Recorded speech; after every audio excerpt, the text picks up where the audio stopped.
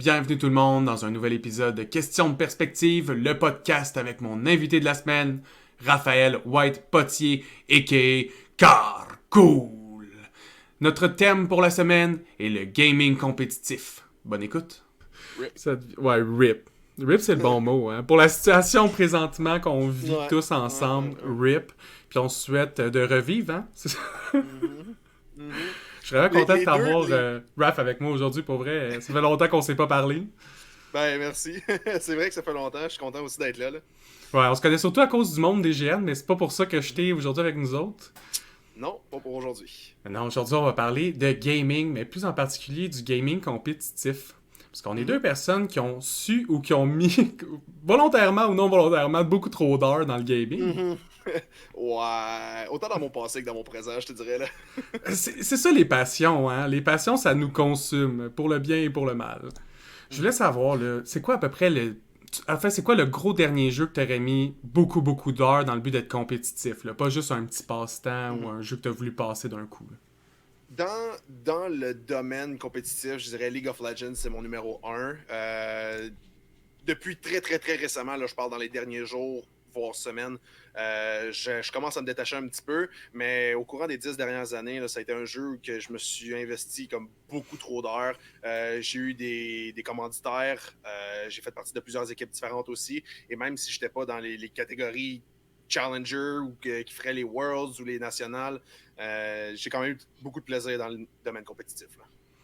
Pour le fun, là, dans toutes ces années-là, tu penses avoir Mhm. joué combien de games de League of Legends? De game, Oh, ouais. facilement dans les 30-40 000. Là. Comme si ça se calcule même plus parce que. Puis une game en moyenne, on le sait, c'est comme 30-45 minutes à peu près, là. Ouais, dépendamment du mode de jeu que tu joues, mais ouais. Comme. Faudrait que je fasse un calcul rapide vraiment pour savoir le nombre de games approximatif, mais je pense même pas que 30 000 c'est exagéré, là, honnêtement. Ah, sur 10 ans, j'ai aucun doute à le croire, là. Souvent, quand en Mhm. plus on veut être bon dans un jeu, là, on peut jouer quoi, 100 games par semaine, peut-être? Ouais, c'est ça, exactement. Puis là, t'as Ouais. ces 100 games-là répartis sur 10 ans. Mhm. Ouais, ça finit Ouais, par ça faire monte vraiment vite. beaucoup de games. Exact. Tu disais que t'avais commencé à changer de jeu, maintenant tu t'enlignes plus vers un autre style de jeu ou juste encore dans le MOBA, mais un autre MOBA? Euh, non, ben, j'ai toujours eu beaucoup d'attirance vers les FPS, les first-person shooters. Ok. Puis en ce moment, sur la plateforme compétitive, autant que juste purement de jeux relax, si on veut. Warzone est extrêmement populaire. Mhm. Sinon aussi, Escape from Tarkov, c'est quelque chose que j'aime beaucoup jouer aussi dans mes temps morts. Mais si j'avais à choisir un jeu vraiment du niveau compétitif, si je voudrais me réinvestir dans un jeu et mettre du temps, euh, je sais pas. Je pense pas qu'il y a rien en ce moment qui m'anime encore sur un point. League of Legends a pris beaucoup de place, donc il y a une grosse marche à combler pour battre le niveau compétitif. L'histoire e-sport que j'ai avec League of Legends va falloir un jeu qui est prêt à me motiver et à me pousser là, à me donner encore pour un autre 10 ans. Il faut dire que le jeu il est très motivant par lui-même, là. La scène est très Mhm. alléchante. Ouais. Puis en parlant de scène alléchante, j'ai envie d'embarquer là-dessus. C'est aussi la raison pour qu'on donne autant d'heures, c'est qu'on a envie de donner autant d'heures. C'est pas juste, tu sais, l'aspect un peu addictif de Mhm. certains jeux. Puis je pense que l'aspect addictif, moi personnellement, vient de comment tu représentes bien ton monde compétitif. Tu sais, les tournois de League of Legends, c'est Mhm. grandiose. T'as quasiment Ouais. l'impression Ouais. que le World, c'est un Super Bowl, là. Mhm. Mhm. Ouais, ben, pour ça, ouais, c'est le même équivalent. Là, on parlera pas de statistiques trop, parce que si tu embarques dans les statistiques, tu pourrais comparer justement du football avec League of Legends. Là. Mais c'est ça, l'aspect, par exemple, qui est très important, c'est que même pour des joueurs compétitifs, mais standards comme moi, qui sont Mhm. pas à un niveau mondial, il y a une plateforme compétitive qui est accessible à tout le monde. Donc, c'est ça. Oui, c'est un hobby. On est là pour jouer, puis on a du fun. On veut volontairement investir du temps là-dedans. Mais pour ce qui est l'aspect addictif, c'est pas juste addictif. C'est pas comme une cigarette qui te donne ta Non, nicotine, effectivement. mais ça pourrait être comparable parce que moi, personnellement, ça vient activer mon cerveau. Je sais que ça me force à penser à plusieurs affaires en même temps. Mhm. Ça va me motiver à avoir mon focus sur plusieurs affaires différentes. Mon multitasking s'est développé beaucoup dans ma vie personnelle à cause de jeux vidéo, entre autres League of Legends. Donc, je peux comprendre qu'il y a certaines personnes qui vont se délivrer, si on veut, qui vont s'ouvrir mentalement à des jeux vidéo comme dans ce cas-ci League of Legends, parce que ça vient chercher des aspects qu'ils adorent de eux, mais qui sont pas encore capables d'appliquer dans leur vie personnelle. Donc, moi c'est ce que je trouve qui m'a apporté le plus dans ma vie personnelle, là, au niveau compétitif, surtout. À cause, on veut tellement se donner, on veut tellement se dépasser, qu'après ça, quand tu réussis à te dépasser dans un jeu vidéo, t'es comme, crime, je peux réappliquer ça dans la vie de tous les jours. Je peux continuer à le faire sur d'autres aspects de ma vie. Puis moi, je trouve que je suis devenu une meilleure personne grâce à ça.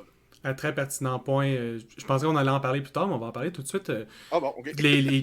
Les apports parallèles au gaming.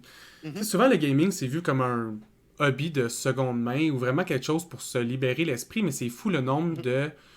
Soit ta pensée rationnelle, soit ta résolution de puzzle, soit ta faculté de gérer plusieurs tâches en même temps. Puis ça peut même aller à ton rôle dans une équipe. Ouais. Moi, personnellement, j'étais très un solo player avant de commencer à jouer à des jeux compétitifs en équipe et comprendre mon rôle dans une équipe. Ouais, puis ouais, là, on rentre dans une spécificité qui est beaucoup plus grande encore, selon moi. Parce que là, si on garde toujours la branche qu'on parle de League of Legends, oui, tu as des rôles standards qui sont attribués selon ta position dans le jeu. Mais parfois, quand tu joues sur la plateforme compétitive, puis que tu es dans une équipe, tu as beau avoir le rôle de support ou de mid laner, top laner ou quoi que ce soit, dans l'équipe en tant que telle, en dehors de la partie, tu as un autre rôle important dans l'équipe. Ben oui, définitivement. Tu as le coach, tu as le support moral aussi. Moi, je sais que je suis un gars qui est très compétitif, entre autres, et je peux me laisser emballer très rapidement quand il y a une situation qui ne tourne pas en ma faveur. Et dans mon équipe, j'ai quelqu'un qui est juste là pour ça. C'est un membre de mon équipe qui me rappelle à l'ordre à chaque fois, puis qui va me dire hey, Raph, on focus, on revient là-dessus. Cargill, on passe à telle affaire, on move on. T'sais.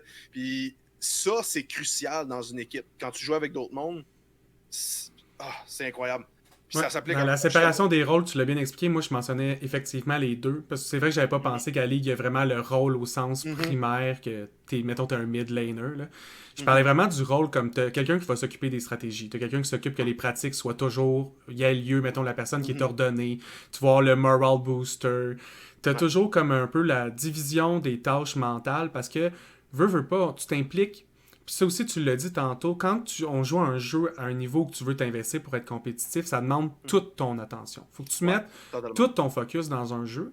Puis si tu veux t'entraîner 50, 60 heures par semaine, ben c'est comme un athlète qui irait au gym 60 heures par semaine. Là. Il va être brûlé, il va avoir envie d'aller chez le massothérapeute ou l'ostéopathe ou se faire arranger l'épaule. Mais nous, dans une équipe, il faut que tu trouves des gens qui aient un peu ça, mais mentalement. Il faut que tu aies des gens qui sont juste là pour être ton boost moral et mental, parce que sinon, il y a des périodes très difficiles de grind. Là. Ouais, exactement. Tu l'as très bien mentionné, ouais. Tu as aussi mentionné dans l'aspect team.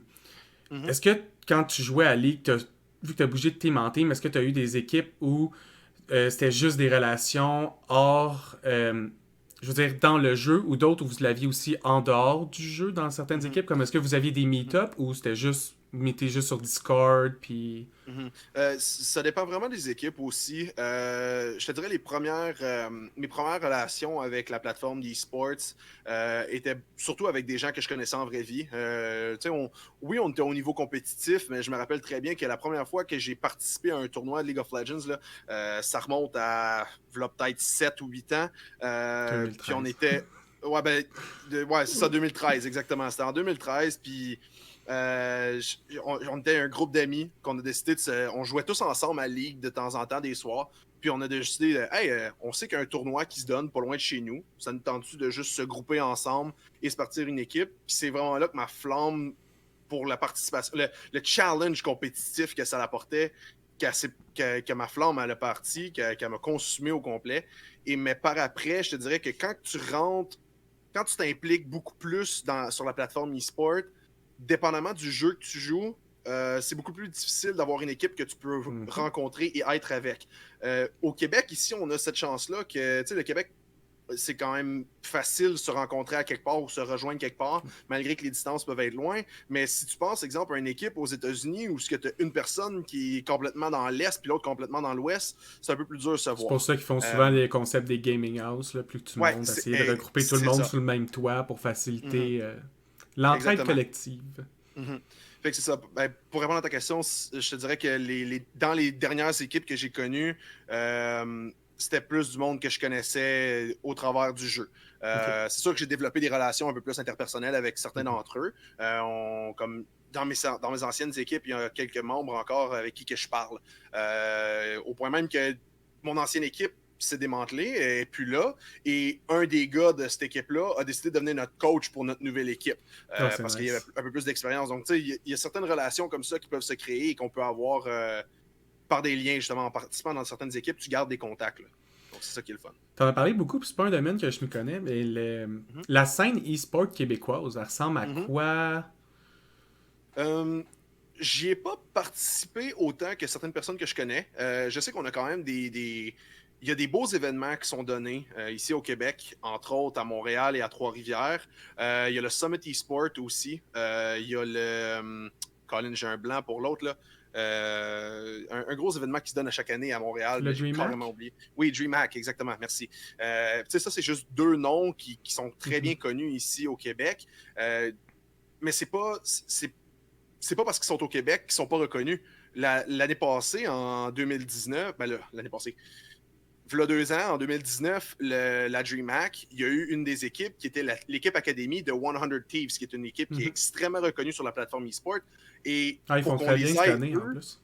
pardon? Ils font très bien cette année. Dans Oui, tous leurs exactement. jeux, Oui, ça ouais, va bien. ouais, ils se représentent très bien cette année aussi. Mhm. Donc, qu'on ait une présence comme eux sur la scène québécoise, ça nous aide à se faire reconnaître. Parce que justement, Ouais. pour m'en aller justement sur ta question, le problème qu'on a au Québec, c'est qu'on est très, très peu reconnu. Et Mhm. on a beaucoup de difficultés à se faire reconnaître, à se faire voir.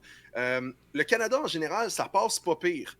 Mais quand tu es un Québécois, On dirait que c'est un autre strike. Tu sais, t'es c'est Canadien, ça. t'as une strike, t'es Québécois, t'as 2 strikes. Il faut pas que t'aies Exactement. un autre problème.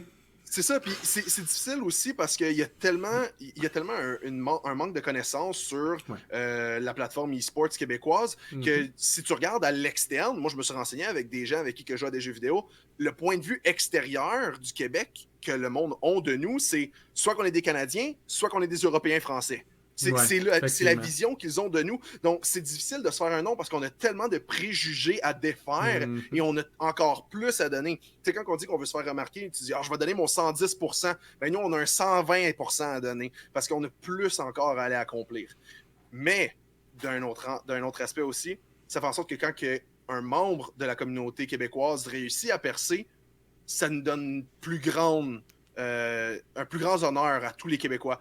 Moi, je pense justement à un membre encore sur League of Legends, il y a un joueur québécois qui a participé aux Worlds l'année passée sous la bannière de l'équipe FlyQuest. Le Québec a été bouleversé par sa présence, donc je Ouais, pense que c'est ça quelque fait chose du qui est bien, encore. là. Surtout dans. Ah oui! J'avais commencé. J'ai joué à la Ligue, moi, il y a longtemps, là, puis ce que je me souviens, c'est quand le monde apprenait qu'on était Canadien, là, l'insulte Mhm. automatique. Ouais. Mhm. Ouais, On était... C'est drôle parce que dans les FPS, on est relativement bien vu. On a souvent Mhm. eu des bons joueurs e-sport dans les Mhm. FPS, donc on a une petite réputation, on dirait, mais Mhm. dans tous les autres jeux, que ce soit RTS, Mhm. MOBA, tu sais, déjà, on dirait que je trouve ça dur parce que NA est Ouais. déjà vu comme la zone la moins forte des grosses Mhm. zones, évidemment. Ouais. Puis là, nous, on serait comme vu les plus faibles des plus faibles. Je suis comme, ben non, on a plein de bons talents. Ouais. Mhm. Mais ça, je sais pas si toi tu es au courant, mais je vais juste nommer deux noms rapides canadiens. Ben, un des deux qui est québécois, justement, mais si je sors un peu de la branche e-sport, mais juste la plateforme de la communauté de jeux vidéo, ben ouais, non, ça reste quand même dans l'e-sport. T'as XQC, Ouais, son nom c'est Félix, il ouais, vient de ouais, Laval. T'as pas plus exact. québécois que lui, là. Comme, c'est un gars qui a Mhm. percé sur Overwatch et que Ouais. là, il a parti Comme je sa parlais des chaîne FPS, Twitch. là, tu sais, il fait partie des gens que je mentionnais Exactement. dans les. C'est ça, exactement. Puis là, après ça, tu as Shroud, qui lui vient de Toronto à la base, Mhm. qui là, il est rendu aux États-Unis, mais il est quand même canadien, tu sais. Donc, non, c'est ça, je trouve ça dommage Ou qu'on soit juste reconnu. On beaucoup est de un peu. grandes personnes. En fait, beaucoup grands streamers de Twitch, c'est des Canadiens, tu sais, en ce moment. Ou Ouais. même des Facebook, tu sais, Toast, qui est le plus grand streamer sur Facebook, qui est canadien. Pokimane, qui est probablement la plus regardée streamer sur la plateforme, est canadienne aussi. Tu sais, on en a des gros noms au gaming, sauf que j'ai l'impression que dans la majorité, l'opinion, c'est qu'on est moins... On est moins doué. Tu sais, on doit être divertissant, en tout cas. On est divertissant. Mais... Rendu là, c'est ça, on est extrêmement divertissant, mais le talent, est-ce qu'il est là? C'est là qu'on a de la difficulté à se faire reconnaître. Je pense aussi que c'est le nombre, moi. Tu vois, c'est toujours comme ça. Plus que ton pool de players il est grand, plus qu'il y a de chances que tu aies la perle rare dedans. Là. Ça, c'est juste statistique. Nous autres, on est juste 8 millions au Québec. C'est vrai, ouais. Puis on n'a pas de... Ça commence, là, il y a une école qui a commencé à faire un parcours gaming en phase très poussée gaming, puis pour devenir compétitif, mais ça fait pas longtemps que ça existe. Puis plus qu'on va en avoir de ces compétitions-là, ben plus qu'on va être mieux représenté. Je pense qu'on a l'opportunité d'être vraiment haut. Là. On est des super bons techniciens informatiques, on a tous des bons PC, on a des quand même bonnes connexions Internet.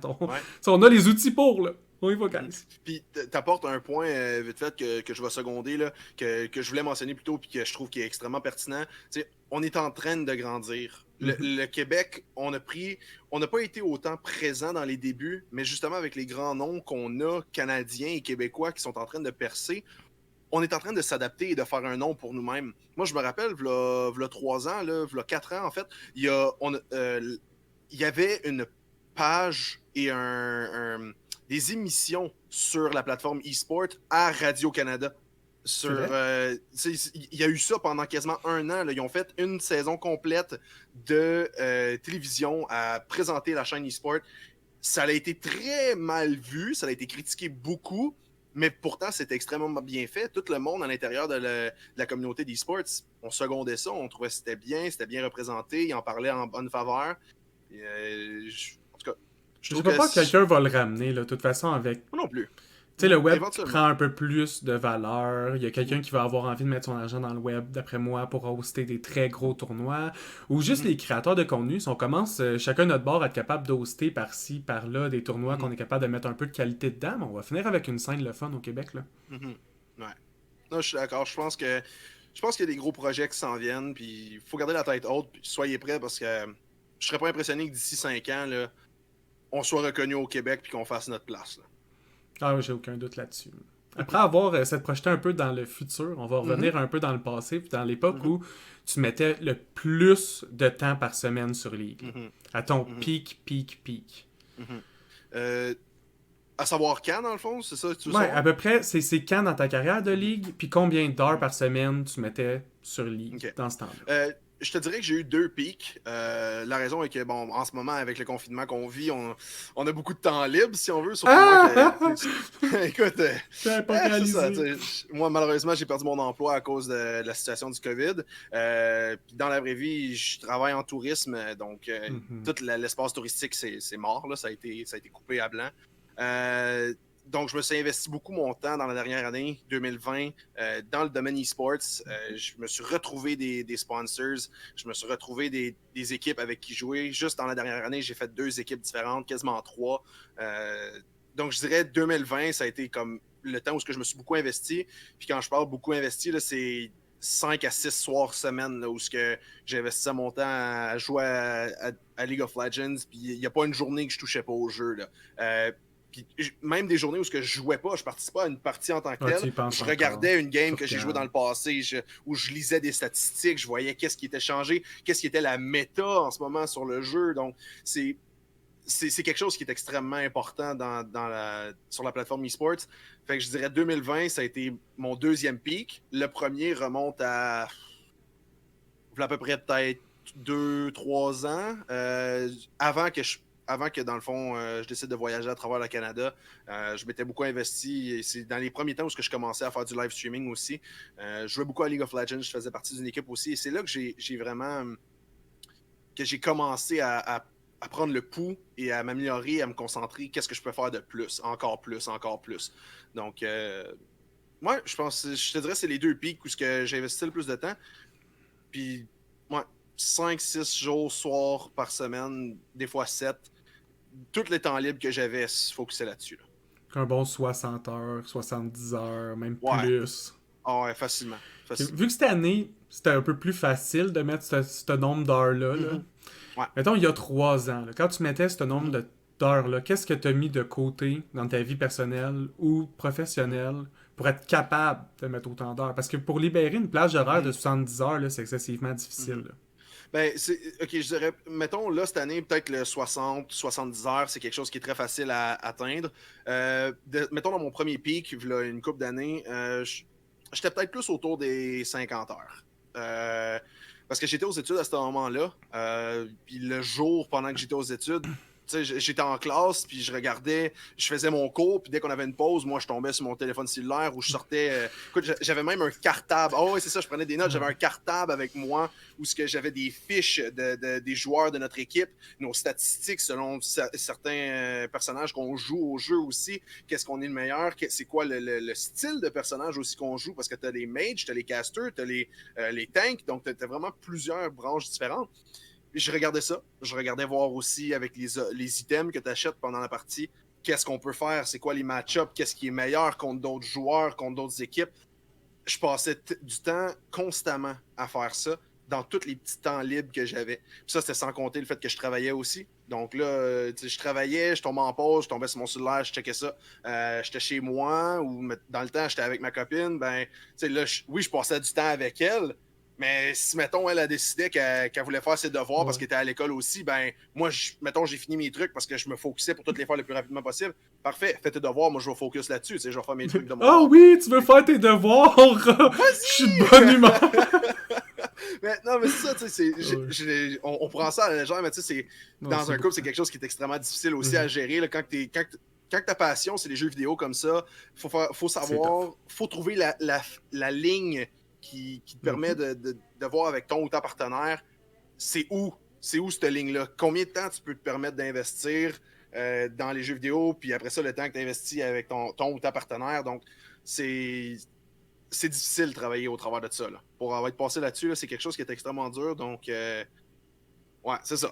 Ouais, ouais, c'est la gestion du temps, surtout que tu as Mhm. mentionné, tu faisais travail, école et ça, puis Ouais, t'avais une blonde. ouais. Je suis pas mal sûr que dans ce temps-là, à part tes amis de ligue, tu devais pas avoir le plus gros cercle social Mhm. de ta... Tu sais, tu dois avoir un plus gros Non, cercle social dans les dernières années que dans ton pic de ligue, mettons. définitivement. Mais c'est sûr qu'à un certain point aussi, mes amis proches, c'était du monde avec qui je jouais à la ligue. Donc, tu sais, Définitivement. mon cercle social, c'est ça, c'était le même monde avec qui que je jouais à des Mhm. jeux vidéo. Puis, tu sais, je veux dire, moi, toi, on se connaît. Tu sais que je suis un gars qui adore être avec le monde. Je suis un gars qui est très crowd pleaser. Donc, Ouais. j'aime ça avec du monde. Puis c'est l'image que je donne, puis j'ai pas peur de Mhm. l'assumer. Mais quand je suis moi-même, tout seul chez moi, ça me tente pas d'avoir 50 personnes avec moi, tu sais. I'm Si gonna j'ai mon geek petit... that shit out. Exactement, tu sais. Ouais. Moi, en tout cas, je ne diffamerai pas sur d'autres... je ne fabulerai pas sur d'autres discussions et d'autres sujets, mais ça, tu sais, moi, je suis quand même gêné en vie. Ça paraît pas, mais je suis un gars qui est quand même gêné quand j'étais avec mon petit groupe. J'aime ça être avec du monde avec qui je peux avoir une connexion puis être proche d'eux. Donc, tout le monde que je connais depuis l'époque où je me suis initialisé sur la plateforme eSport, ben, sont encore là aujourd'hui. Parce que j'ai construit une relation amicale avec eux, autant interpersonnelle qu'au travers des jeux vidéo. Donc, oui, c'est sûr qu'aujourd'hui, j'ai un plus grand entourage, je connais plus de monde, mais j'ai aussi perdu du monde depuis. Ouais, définitivement. C'est une balance qu'on trouve dans notre vie et que si tu as la possibilité de faire deux en un, go for it. T'sais, si tu es capable d'avoir un ami et quelqu'un avec qui joue à des jeux vidéo, écoute, c'est Et un encore. partenaire de grind. Ouais, Ça, exactement. ça. Ouais, Si t'as aussi. quelqu'un qui est game de grind avec toi, Mhm. garde cette personne-là le plus Ouais. longtemps possible. Ouais. Ouais, parce que c'est tough à trouver, ça. Ouais, c'est pour ça que moi j'ai choisi ma copine. Ça règle tous mes problèmes. Moi j'y Ouais, force des trucs à grinder. ouais, c'est ça. Ouais, Mais t'as parlé d'un truc, puis je veux qu'on Mhm. l'aborde, puis ça va. Je Ouais. pense que je veux qu'on l'aborde pour le debunk un peu le mythe de la non-sociabilité des gamers. Puis du moment que Mhm. tu veux être compétitif dans un jeu, là, être social, faut que ce soit un de tes main aspects. Faut que tu Oui, parles à oui. d'autres pros, faut que tu parles à d'autres teams, Mhm. faut que tu parles à tes joueurs de ton équipe, faut que la communication avec les joueurs de ton équipe devienne intrinsèque, Mhm. naturelle, Mhm. douce, fluide. Tout Mhm. ça se fait pas si t'as zéro skill social. Mhm. Je suis d'accord avec toi. Je vais ajouter une petite astérix, par exemple, là-dessus. Parce que justement, la mentalité que le monde a à ce sujet-là, c'est que justement les gamers, on est antisocial ou on est tout du monde qui sont renfermés dans leur petite bulle. Je dis pas que ça existe pas. Il y en a qui sont Oui, définitivement. qui sont très solo, qui aiment être seuls chez eux, puis qui sont pas très sorteux et très peu Je veux sociaux. dire, l'anime Sword Art Online le met en valeur. C'est ça, ce personnage-là, exactement. là, ce joueur-là qui est dans son coin, qui grind tout seul, qui joue pour jouer, pour être dans son monde à lui, puis c'est correct aussi, là. Ben, c'est ça, c'est là que c'est exactement là que je m'enlignais. J'allais prendre Sword Art Online comme exemple. C'est que ce qui est très médiatisé, ce que l'on voit beaucoup dans les films, sur les plateformes de séries télé aussi, c'est justement ça. Le gamer, c'est le petit nerd. Là, ça donne les deux. On a des lunettes, mais je veux dire, c'est le nerd qui fait rien. On a juste une mauvaise vision! C'est ça, on voit juste pas, on en a besoin, qu'est-ce que je te dis? Mais non, c'est ça, il faut briser cette mentalité-là parce que ce que tu viens de dire, c'est extrêmement important sur le point que quand tu es sur la plateforme compétitive des e-sports, faut que tu saches parler avec d'autres joueurs. Parce qu'il n'y a aucune personne qui peut t'enseigner mieux qu'un autre pro. Parce qu'une personne qui est autant impliquée que toi sur la plateforme e-sports, qui est capable de donner des conseils, peut-être que c'est des choses que tu vas déjà savoir, mais il va peut-être t'amener des autres sujets aussi, d'autres informations. Ou juste un autre angle. Des fois, ouais, là, c'est ça, exactement. juste Avoir un une autre autre angle. opinion. Une autre opinion. Oh mon Dieu, moi je me rappelle des soirées. Il y a une journée, pour vrai, là, j'ai passé, je pense que c'était 11 heures de suite dans un appel. Écoute, on s'est fait notre lunch ensemble pendant l'appel. On se donnait toutes les informations qu'on pouvait, on se coachait l'un l'autre parce qu'on analysait tout ce qui s'en venait avec la nouvelle saison. Puis on a parlé, puis pour vrai, là, quand on a commencé la saison suivante, là, les deux, on était sur la même longueur d'onde, on savait ce qui s'en venait. J'ai parlé avec d'autres mondes aussi, pas juste avec cette personne-là, mais on en a parlé beaucoup, puis ça l'a aidé beaucoup. C'est des informations que des fois, tu n'y penserais pas pour toi-même. Donc, avoir plus qu'une opinion, puis être social avec les autres pros, les autres joueurs, t'as rien de plus constructif que ça. Là. Ouais, je vais enchaîner avec la toxicité dans les jeux vidéo. Ça, c'est un fait, là. Ouais. Il y a des joueurs toxiques et ces joueurs toxiques-là profitent de la liberté d'accès à leur microphone pour être toxiques, ou à leur keyboard aussi, des fois. Là. Ben, ouais, c'est ça, je vais me permettre d'enchaîner directement sur ça. Là. Oui, c'est la facilité aussi de se cacher derrière un écran. Ça revient un peu sur la branche sociale que tu disais. Il y a beaucoup de gens qui sont timides, mais qui vont se libérer de cette gêne-là au travers des jeux vidéo parce que c'est plus facile pour eux de communiquer. L'illusion de la force ou de oui, supériorité. exactement. Donc, c'est plus facile pour quelqu'un qui a des problèmes de communication, de communiquer au travers de l'écrit ou au travers d'un ordinateur, d'une application de communication par micro ou quoi que ce soit. Mais ça fait aussi en sorte que le monde qui n'ont pas de problème à la base, qui sont déjà des gens qui ont un caractère un peu plus toxique, si on veut, vont se faire hey, « regarde, j'ai un micro, j'ai un clavier, je peux dire ce que je veux sans avoir de répercussions. Regarde, je vais me permettre. » C'est pas bon. C'est pas le fun à jouer avec. Puis pour ramener sur l'aspect du compétitif, les jeux, ça rend pas le monde violent. Non. Mais je peux comprendre quand on dit qu'un jeu vidéo peut rendre une personne plus à nerf.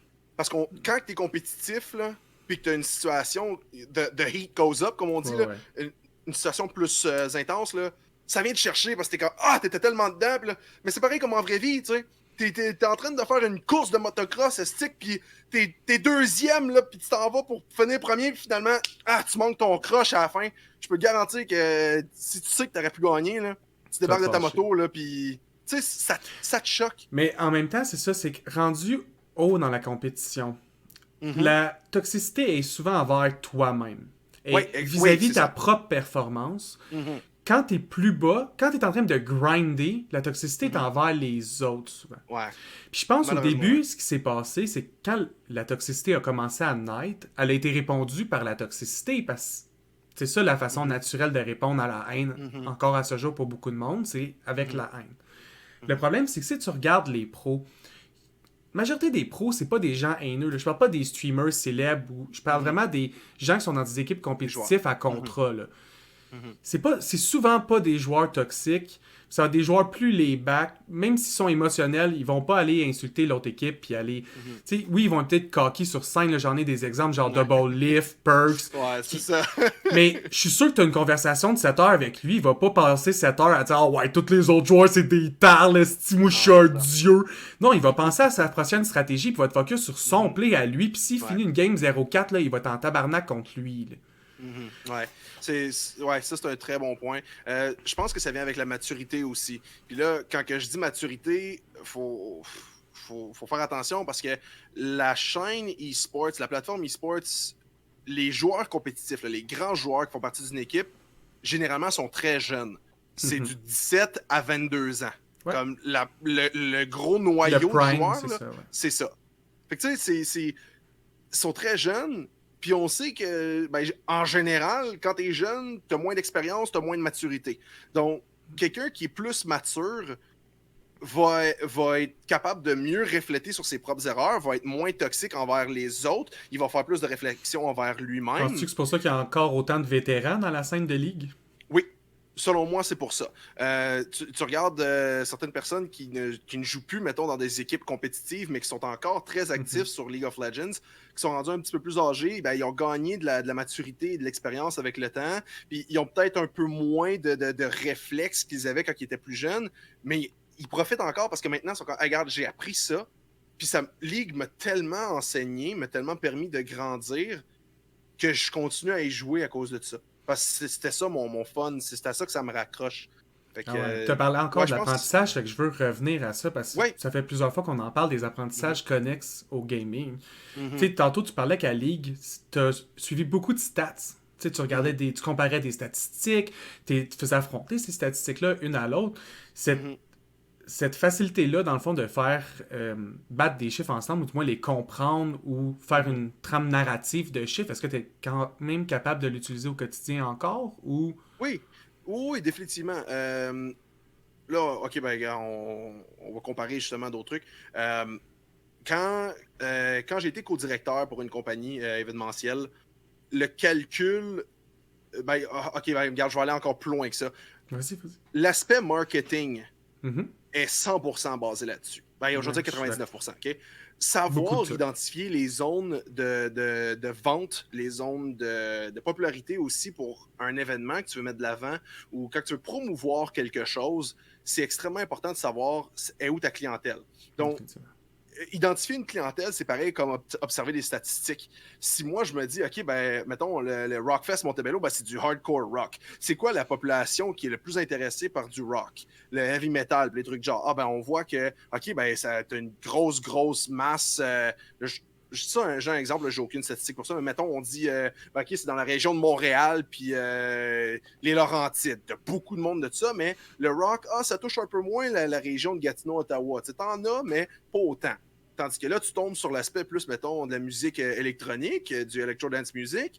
Là, Ottawa, Gatineau, c'est dans le top, là. C'était plein de monde là-bas. Montréal, t'en as encore une fois, mais un peu moins, Fait que c'est tout ça, là. C'est tout savoir identifier les zones. C'est pareil. C'est la même chose. C'est pareil comme les statistiques que qu'en ce moment, quand tu fais des jeux vidéo, tu regardes pour des informations, des personnages ou quoi que ce soit, même affaire.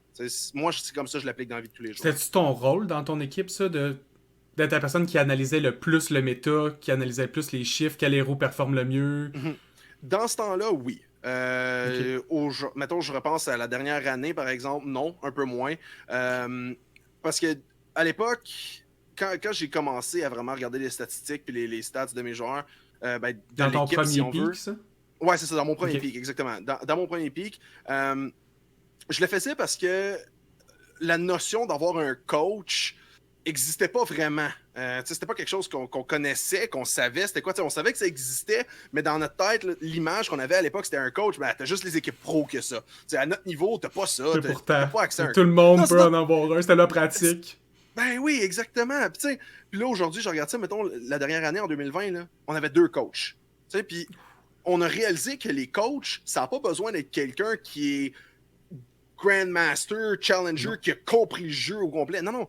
c'est du monde qui font juste refléter sur ce que nous on fait, qui ne jouent pas en tant que tel et qui sont capables d'avoir un feedback en tant que spectateur. Exactement. Donc, un coach, c'est totalement différent. Fait que là, tu sais, moi, je faisais la job d'un coach en même temps. Là. Puis, j'amenais ça à l'équipe parce que j'avais volontairement pris la décision de faire ça pour nous autres. Oui, ça nous a aidés, mais je regarde comparé, mettons, à cette année, d'avoir un coach qui, lui, est focus juste sur ça et qui n'a pas besoin de se concentrer sur le actual gameplay. Ah, c'est différent. Ça t'apporte tellement plus, tu sais. Tu as fait ton switch comment maintenant? Tu t'expliquerais ton rôle comment maintenant dans l'équipe maintenant? Ben là, en ce moment, moi, dans League of Legends, j'étais principalement le jungler. Donc, en tant que jungle, on se promène beaucoup dans les zones neutres de la map. T'es pas dans les lanes principales. Donc, moi, j'étais shot caller. C'est moi qui paye attention à la map et aux entourages. Je regarde aussi, dépendamment comme si on divise en trois, t'as la bot side, t'as le mid lane, puis t'as le top side. Moi, je regarde, sont situés où mes joueurs. T'sais, selon la map, t'as la safe zone, t'as la danger zone, puis t'as le death zone.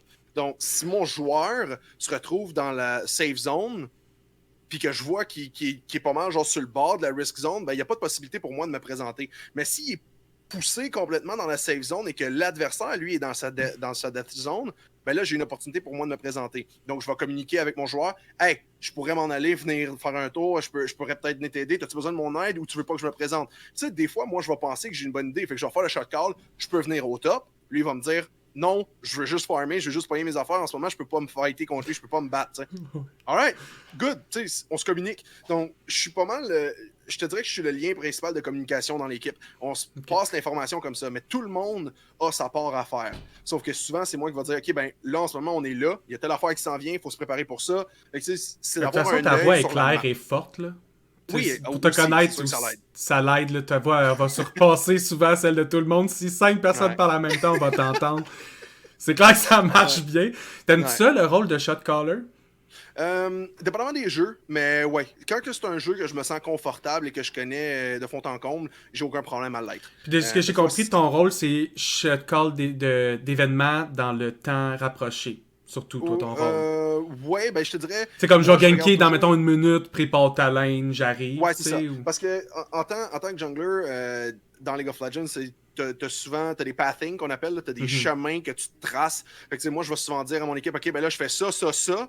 Puis même mon équipe sait que les ça trois affaires que je vais faire... faire... C'est ça, exactement. Les trois affaires que je vais faire avant de me présenter à quelque part prennent, mettons, le premier 15 secondes, 10 secondes, 20 secondes. OK, ben on sait que 10, 15, 20, de même, c'est à peu près 40 secondes, 45 secondes. OK, nous autres, on sait que s'il est pour être là dans 45 secondes, ben on va tranquillement amener ça dans notre faveur pour qu'on puisse jouer autour. Donc, tous ces petits événements-là, là, c'est du contrôle, puis c'est beaucoup plus facile à dire qu'à faire, là. Parce que si moi je dis, OK, ben je fais ça, puis je me présente, mais qu'entre-temps, il y a quelqu'un qui se présente au mid lane, puis je suis comme, OK, il faut que je réagisse là parce que je suis là, ben, un autre 30 secondes qui viennent d'être pris, ah ben là, le 30 secondes vient de tout défaire ce qu'il avait planifié au bot lane, ou là, il faut que je recommence ma jungle. Fait que tu sais, c'est constamment de se réadapter, puis de se replacer, être prêt aux éventualités de la partie, donc.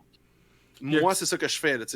Comme tu dis, c'est le short term. Là, mettons, je te dirais, à l'intérieur de la prochaine minute, là, c'est généralement moi qui va faire les calls. OK, il y a ça qui s'en vient, on fait ça live. T'sais. Ou caller comme un scout, là, caller les positions des autres. Là. Ouais. Je pense que j'ai vu telle personne là, au nord de la map, là, les autres sont bottom, fait que faites attention. C'est ça. Ou aussi dire, mettons, je sais que l'adversaire, mettons le jungler adverse, est dans son bot side, il est du côté sud de la map, ben, allez pas trop loin au bot.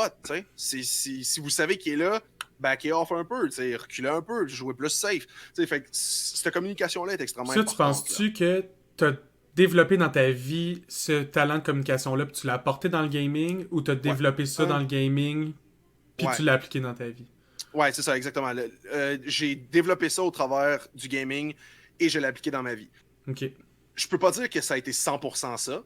Parce que pour développer une bonne communication, il faut que tu saches faire des bonnes communications avec toi-même. Il faut que tu sois capable de refléter sur tes propres actions, tes propres mentalités, tout toi-même. Puis si tu es capable de communiquer avec toi-même, tu es capable de communiquer avec ton équipe. Donc, moi, j'ai développé ça au travers des jeux vidéo et je l'ai appliqué par après dans ma vie personnelle. Ça m'a aidé beaucoup pour ça, définitivement. Y a-tu d'autres talents que je vais dire voler du gaming pour évoluer dans la vie réelle? Outre que la communication, le multitasking, définitivement. J'ai appris au travers des années que moi, j'ai des TDA, c'est clair. J'ai des TOC aussi, des habitudes que j'ai pris avec le temps. Des trucs que je réalisais pas que je faisais, que maintenant je le sais à cause que j'ai vu que je faisais pendant que je jouais à un jeu vidéo. Donc, oui, il y a autre que la communication, là, le multitasking ou le task management aussi, le time management, excuse.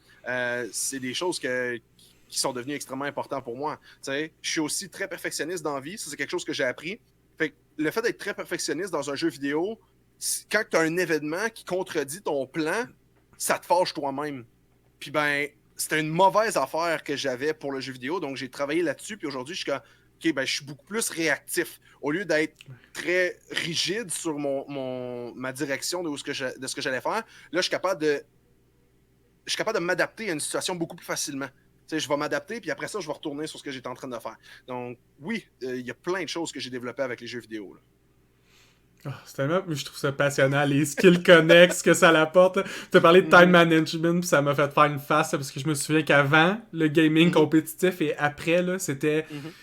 Tu sais, j'étais du genre arrivé à l'heure, mais ma vie était mal gérée. Tout mon temps était mal géré. Ma gestion du temps était mis tout croche. Je fais manger 0 à 1 fois par jour, dormir 2 heures, jamais être capable de... Rien était balancé comme il faut. Puis c'est juste quand j'ai atteint un certain niveau de... En fait, quand j'ai fini mon grind, tu sais, j'ai réalisé que l'hyperfixation, c'était fait dans mon gros de mon grinding. Puis quand je l'ai traversé, puis j'ai eu la clarté d'esprit enfin, là, puis j'ai relaxé. Là, j'ai compris, OK, on peut gérer son temps dans le jeu et dans ma vie et partout. Ouais, puis ça, c'est une autre chose que justement j'allais t'apporter vite fait. Je sais pas si tu voulais qu'on discute de ça, mais je vais me permettre de l'amener maintenant. On parle beaucoup de l'aspect compétitif et de la plateforme e-sport, mais c'est important aussi de savoir se détacher de ça, se détacher du compétitif et prendre du temps pour juste jouer, pour relaxer, pour prendre ça tranquille. Parce que t'en faut des jeux pour ça, là. Définitivement. Puis League of Legends, c'est tellement compétitif que moi, quand je sentais que j'étais trop primé, j'étais trop fâché à cause de quelque chose, je fermais le jeu au complet, j'allais dehors, je prenais un peu d'air ou je changeais de jeu, je jouais à autre chose. Je lâchais League, j'allais sur Minecraft, j'allais chercher mon aspect plus créatif. Puis, je me détache complètement, là.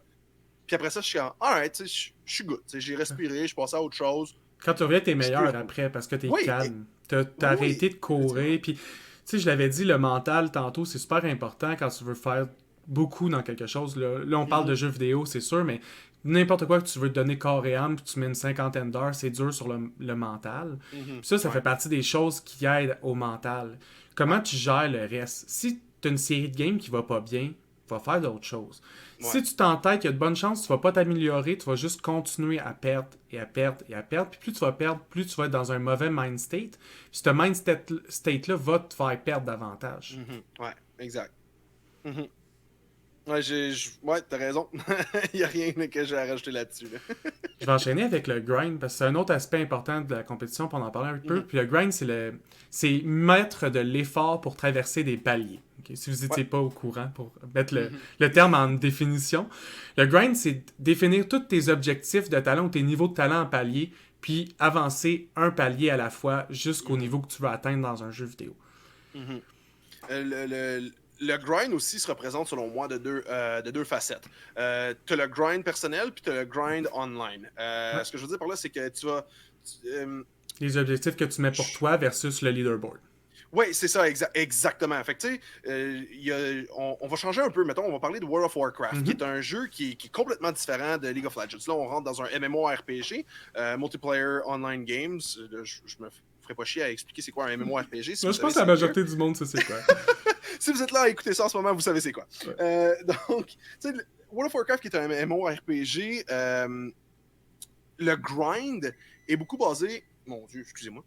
Le MMORPG est beaucoup basé sur le grind, puis tu sais, le online, c'est « OK, ben j'ai besoin de telle ressource pour faire telle affaire. » Ou, mettons, j'ai besoin d'un item spécifique pour compléter mon set d'objets, mais là, il y a juste un monstre spécifique, puis t'as 10% de chance de l'avoir, fait qu'il faut que je le fasse à plusieurs fois. Fait que ça, c'est le grind. Tu sais, parce que tu dois continuellement, quand tu veux atteindre ce « Hey, je veux le set d'items au complet », la petite torture que quand tu réussis, là, tu jouis à la fin. Mais exactement. La récompense à la fin que tu obtiens par ce grind-là est priceless. T'as aucune récompense plus satisfaisante que ça, parce que quand tu y arrives au final, t'es comme « Ah! » Les jeux qui marchent, c'est les jeux qui nailent cette satisfaction-là aussi. Je pense que tous les jeux qui réussissent dans le temps, c'est les jeux où tu as une vraie satisfaction quand tu réussis à avoir grindé quelque chose. Si tu n'en as pas, le jeu il meurt. T'entends plus parler du jeu en un mois. Exactement. Puis là, c'est ça. Puis pour comparer justement World of Warcraft et League of Legends, ben League of Legends, c'est les ranks. Tu sais, le ranking system, il est extrêmement fort là-dessus. Puis Riot, les créateurs de League of Legends, le savent. Ils savent tellement qu'ils ont étendu encore plus le bracket de ranks. Avant, t'en avais 7, t'es rendu avec 10. T'as 10 étapes de rank à aller chercher. Joue plus! C'est encore plus. T'es comme, hey, more grind to do, il y en a encore plus, let's go! Tu sais, c'est ce qui vient chercher les joueurs. Puis c'est là le petit côté addictif, c'est de toujours vouloir se surpasser, puis de pouvoir dire, ah, j'ai réussi à me battre, j'ai réussi à m'améliorer, je suis rendu meilleur encore, j'ai réussi telle affaire.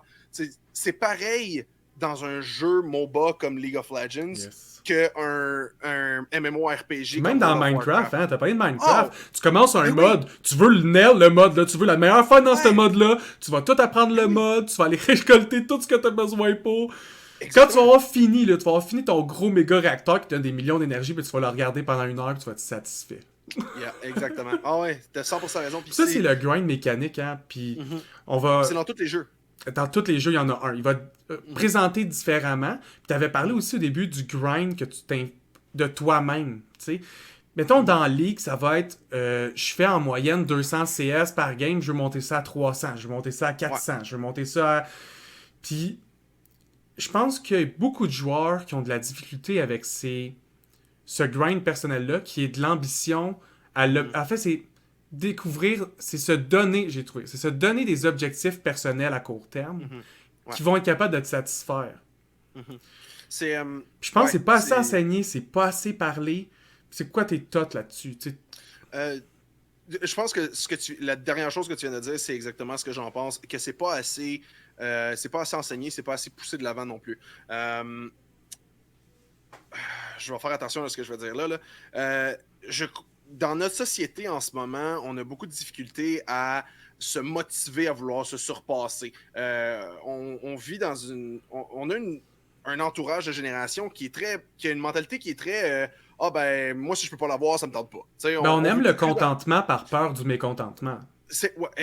Exactement. Puis il y a beaucoup de monde qui veut juste tout avoir, puis qui veulent pas mettre le temps ou investir le temps. Mais c'est pareil dans un jeu vidéo que c'est pour un emploi ou que c'est pour un projet dans la vraie vie que t'as. Tu veux te remonter un char de A à Z, mais t'as aucune idée comment défaire ta suspension ou changer ton huile. Apprends. Il faut que tu apprennes à le faire parce que si tu sais pas les bases, tu pourras jamais évoluer puis apprendre la partie plus difficile. T'sais. Donc, dans un jeu. Dans des jeux online, c'est le même principe. Si tu comprends pas la mentalité derrière ce que tu dois faire, ben tu réussiras jamais à percer. Tout à fait d'accord. Je pense que c'est là que on n'en parle pas assez. Puis, en fait, on n'en parle pas assez, mais je trouve que c'est plus présent dans les jeux vidéo que ça l'est dans la vraie vie. Oui, c'est ça. On n'en parle pas assez en général, mais t'as pas le choix de le réaliser parce que pour être bon dans les jeux vidéo, t'as pas le choix d'avoir le processus de t'en donner des objectifs. T'as juste pas le choix. Exactement. Et je pense que c'est là aussi que la raison pourquoi les jeux vidéo sont aussi présents dans la vie de beaucoup de gens, c'est que c'est tellement plus passionnant de se surpasser dans un jeu vidéo puis se donner parce que t'es comme tu sais, c'est le fun, j'ai du plaisir à la base à faire ça. Puis quand je réussis à accomplir quelque chose, ben j'en ai encore à aller chercher, puis j'en ai encore, puis j'en ai encore, puis j'en ai encore. Mais t'as tout de suite les récompenses, tu sais que ça t'apporte, puis t'en veux toujours plus. T'as toujours la possibilité d'être meilleur. Il y a des domaines dans la vie, on dirait, de tous les jours, où t'es comme, je pense que j'ai capé. Tu sais, tant qu'on me donne, mettons, à ton travail, si t'es vraiment bon à faire les tâches qu'on te donne quotidiennement, tant qu'on ne te donne pas une autre tâche quotidienne, t'es vraiment bon là, à faire ce que tu fais. C'est ça, mais dans les jeux vidéo, t'as un autre niveau, t'as un autre patch, t'as un autre jeu, t'as un autre grind. Ouais, c'est ça, exactement. Puis les jeux vidéo, c'est aussi basé sur la performance personnelle. Il y a personne d'autre qui va t'aider à devenir meilleur. T'sais, si tu veux t'améliorer, il faut que tu apprennes par toi-même. ou que quelqu'un te coach, mais même si tu te fais coacher, il faut que tu sois réceptif à toutes les informations que tu vas recevoir. Une belle Malheureusement, dans mentalité, vrai... ça, à avoir pour tout le monde. Hein. Soyez réceptifs à tout ce qu'on vous Oui. dit. Pas juste Mhm. nous là, dans la vie, là. Même si vous n'êtes pas Mhm. d'accord. Parce que la raison pourquoi quelqu'un avance un point n'est pas nécessairement stupide. T'sais, c'est juste de Mhm. comprendre pourquoi la personne est venue à penser ainsi, pourquoi elle a un angle Mhm. différent de toi. Puis ça peut même que ce soit dans la différence du pattern. Tu peux être pas d'accord avec sa réponse, mais que Mhm. son processus t'apporte Ouais. quelque chose. C'est ça, son thought process t'apporte de quoi que. Ouais, exactement. Tu sais, t'as pris un exemple, mettons, avec une job, un emploi ou quoi que ce soit. C'est plus difficile parce que si t'as un emploi, que tu fais toujours la même affaire, puis que t'es rendu un pro là-dedans, mais que t'es comme, ok, ben, je veux un autre. Je veux un autre défi, tu sais, un autre aspect de l'emploi que je pourrais développer, puis m'améliorer, puis perfectionner, mettons, mais que ton employeur il n'est pas réceptif à te donner un autre poste ou quelque chose qui te permettrait de t'améliorer encore, c'est là, c'est les murs qu'on doit surmonter. C'est difficile, pour certains, c'est beaucoup plus difficile de surmonter les murs de la vie réelle parce que les jeux vidéo, t'as du monde, comment je peux dire? Ben, c'est toi T'as du qui monde qui ont déjà commences les réussi étapes et finisses les étapes quand tu veux. Tu sais, souvent, c'est toi qui pour dicte les jeux tout. vidéo, ça? Ouais, pour les jeux vidéo. Ouais, c'est ça. C'est ça, exactement. Fait que, tu sais, puis aussi, tu as souvent, exemple, tu dis, OK, ben, je suis rendu à un tel point dans le jeu vidéo, puis moi, j'aimerais accomplir telle affaire. Si c'est un jeu vidéo que ça fait longtemps qu'il existe, ben, tu peux aller voir en ligne sur Internet, voir qu'est-ce que tu peux faire pour t'améliorer, c'est quoi les tips and tricks pour surmonter ce niveau-là. Puis Mhm. là, après, ben, tu as l'information, il te reste juste à l'appliquer, puis que tu le maîtrises aussi. Dans la vraie vie, c'est beaucoup plus difficile de parler avec quelqu'un et faire genre. Allô, ça? C'est beaucoup plus difficile d'aller chercher des informations parce que souvent, les gens qui ont ces informations-là pour toi, pour t'aider à t'améliorer, ben, t'oseras pas aller y parler à cause de ton ego puis de ton orgueil. Tu sais, Que t'as pas je veux online. réussir moi-même, je veux pas que quelqu'un me dise quoi faire. Parce que la même protection à la toxicité, c'est la même chose qui te protège à aller demander de l'aide. Bien Ouais, plus facile de demander exactement. de l'aide quand t'as pas toi, t'es pas ton Ouais. ego, c'est pas. C'est ça. Yeah, exact. Une autre affaire que je trouve super pertinent du gaming, c'est que souvent, on a de la misère, quand on est jeune surtout, là, puis tu vas à l'école, tu as de la misère à comprendre comment tous ces cours-là sont utiles à ta vie. Tu as toujours l'impression que tu as envie d'enlever 2, 3 cours. Tu Ouais. sais, au travers de notre entrevue, on a parlé de plusieurs aspects dans le gaming, que ce soit l'analyse, la communication, le temps que tu investis, la gestion du temps. Puis toutes ces choses-là, là, les gens gagneraient à les voir comme des cours.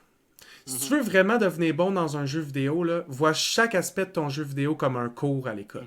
Ouais. Puis mets-y autant de temps. Mhm. Si ce que t'aimes vraiment dans ton jeu, mettons tu joues à League, puis ce que t'aimes c'est tuer l'adversaire, mais c'est probablement pas League que t'aimes tant que ça. Puis il y a probablement Mhm. des jeux encore mieux pour toi qui permettent de développer ton talent encore mieux dans ce que tu Mhm. veux faire. Ouais. Mais si tu veux faire des jeux, surtout moi je suis habitué au compétitif en équipe, t'as tout plein d'aspects. Puis moi, j'ai toujours vu ça comme l'école, puis je me sépare ça comme un cursus scolaire. Là.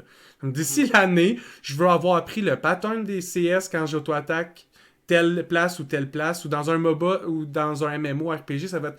Je veux avoir mon gear en temps de moi. Faut que j'aille commencer à faire Ouais. des raids en temps de moi. Ouais. Faut toujours que tu keep up tes objectifs personnels. Puis ça aussi, c'est un autre apprentissage. Je trouve que c'est dans les comparatives au gaming que on à mettre en marge des jeunes qui sont des gamers, puis à essayer de faire un cercle qui est pas dans la communauté. Faire comme, ah non, les gamers, ils font pas partie de nous, tu sais. Tu fais que ces personnes-là, ils voudront pas, après ça, utiliser tous les talents qu'ils apprennent dans ces jeux-là dans la Ouais. société d'aujourd'hui. Puis c'est fou le nombre de choses que tu peux apprendre Mhm. au travers les jeux vidéo. Là. Moi, que ça soit la langue, j'ai perfectionné le français et l'anglais au travers les jeux vidéo. Ma Ouais, pareillement. compréhension de moi et des autres au travers le jeu vidéo. Mhm. Ouais, moi, c'est ça, l'anglais, tu sais, je veux dire, quand on me regarde ou quand que je communique en anglais avec d'autres mondes en ligne ou quoi que ce soit, là, ou que ce soit pendant des live streams, que ce soit sur Discord ou n'importe quel autre moyen de communication, là, les jeux en ligne, là, c'est ce qui a perfectionné mon anglais. Et aujourd'hui, je suis parfaitement bilingue grâce à ça. Tu sais, oui, je l'ai appliqué dans la vraie vie. Définitivement que je me suis amélioré dans la vraie vie de tous les jours ou dans mes cours à l'école.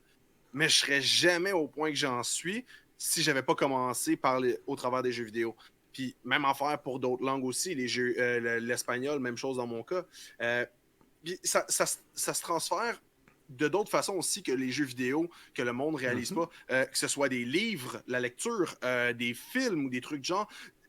L'information externe que tu peux recevoir peut tout le temps s'appliquer dans ta vie personnelle. Fait que pourquoi certaines personnes disent « Ah, ben moi, j'ai appris l'anglais en regardant des films. Ah, yeah! J'ai appris l'espagnol en lisant des livres. Ah, yeah! » Mais quand tu dis « J'ai appris l'anglais et l'espagnol en jouant à des jeux vidéo. » Ah, ben là, t'as perdu ton temps à jouer à des jeux vidéo. Plutôt que le voir comme un média comme les autres. C'est ça, exactement. Ça fait... Moi, à mes yeux, là, que tu joues à un jeu vidéo ou que tu écoutes un film, c'est la même affaire. Ouais. Moi, à mes yeux, c'est la même chose.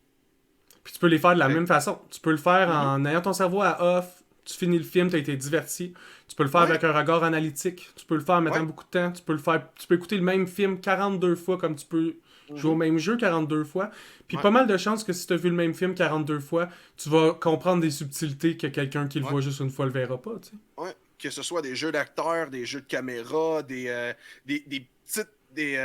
petits bloopers là, qu'on appelle là, une petite affaire qui n'est pas supposée être là pendant le film, puis qui a été enregistrée pareil. Je pense entre autres à Game of Thrones, dans la dernière saison. Mais en tout cas, il y a plein d'affaires comme ça. Fait que, oui, il faut juste qu'on ait un esprit ouvert à la critique et à l'information. Et je pense que tout le monde aurait à apprendre des jeux vidéo. Puis, ouais, effectivement, moi aussi, je suis tout à fait d'accord avec ça. Puis je pense que apprendre des jeux vidéo vient de, comme tu avais dit, l'ouverture d'esprit. Soyez ouverts à ce que vous vivez. Tous les jeux ont des façons de vous apprendre quelque chose. Que ça soit juste le lore, la morale, la musique. Réfléchissez juste à ce que vous vivez puis pourquoi les gens ont produit. Tu sais, souvent, un jeu vidéo, là, c'est des centaines de personnes qui ont travaillé dessus. Ouais. Ces personnes-là ils ont toutes des idées, ils ont toutes voulu les transmettre d'une façon ou d'une autre. Ben, si vous imbibez pour vrai, puis on se souhaite tout un peu moins de toxicité dans les jeux. Je vous souhaite de tout vous rendre compte aussi que avoir moins de toxicité va vous rendre meilleur. Quand vous allez moral boost les gens dans votre équipe, même si vous les connaissez pas, ils vont performer mieux. Puis il y a personne qui performe bien quand il se fait insulter. Là. Je sais pas pour toi, là, mais moi, si j'avais un teammate, j'en ai eu des équipes avec des teammates qui étaient agressivement toxiques, puis ils font pas long feu dans l'équipe, là, parce que c'est sûr que tu perds la game. C'est ça, exactement. Et ça me ramène justement à les espaces de coaching et la communication que je parlais. Là. La communication, là, moi, je le dis tout le temps en vraie vie puis dans les jeux vidéo. Selon moi, la communication, c'est l'aspect le plus important de n'importe qui dans la vraie vie. Okay? La communication s'applique dans tous les aspects de notre vie et il y a une façon de communiquer ce que tu veux dire aussi. Dans les jeux vidéo, dans une équipe, moi, je le cacherai pas, je suis un gars qui est très franc et très direct. T'sais, si je suis pas d'accord avec ce que quelqu'un a fait dans mon équipe, je vais y dire. Mais je vais pas y gueuler après et dire « Hey, t'as un os, t'as fait telle affaire, t'aurais pas dû faire ça de même. » Puis je commencerai pas à le bâcher. Pour moi, la communication, c'est « Hey, écoute, t'as fait telle affaire, je pense que t'aurais pu faire ça à la place pour t'améliorer. » Exact. Critique et apporte solution. Ça, c'est la communication d'équipe. S'il y a quelque chose que tu veux critiquer, si il y a quelque chose que tu n'es pas d'accord, trouve une solution. Apporte une countermeasure, comme on dit. Puis dans la vraie vie, selon moi, c'est la même chose, que ce soit dans les relations en couple ou entre amis. S'il y a quelque chose que ton chum de gars ou ta blonde ou n'importe qui fait autour de toi et que tu n'es pas d'accord, il y a une façon de le communiquer. Et ce qui est la communication, c'est pas juste de le dire, c'est aussi de savoir l'écouter et de bien le recevoir. Puis dans les jeux vidéo, autant que dans la vraie vie, c'est extrêmement important. Puis moi, c'est ce que j'ai